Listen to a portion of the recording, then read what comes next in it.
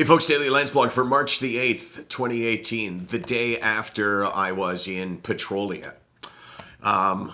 Phenomenal experience. But it really always is. I find the idea of going into a community as opposed to a big city. And a big city can be divided into communities as well.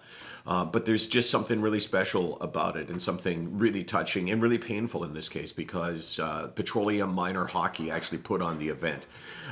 They asked me to come there to speak because they lost a young person to suicide last fall. And you can just, you can feel it in this community. There's just nothing quite like losing someone to suicide.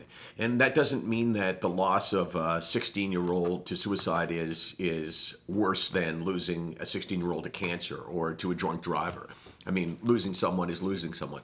But the circumstances leave people in a certain way. And really what they just don't understand is why.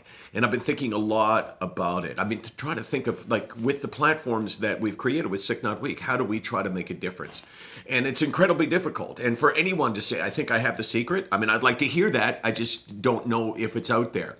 But the one thing I do know is that you need to, with the people that you love, you need to open up a line of communication, because the idea of coming to someone, if I came to you, Casey, and I said to you, Casey, I have these thoughts of suicide. That in your mind can be seen as an act of betrayal, right? You can feel like, well, he's thinking like he wants to leave me, that he doesn't love me enough. And I think the way to deal with that is to deal with it in advance, where you say to people, look, suicidal thoughts are not rare, and they're not an indication of anything other than a sickness. And coming to me, if I'm having this conversation with you, or me coming to you with these thoughts, is not me saying I'm dissatisfied with my life. It's not me saying, I'm just tired of being around you. It's a reflection of an illness. And if you can create the line of communication open before the crisis hits, maybe that person will find it easier to reach out.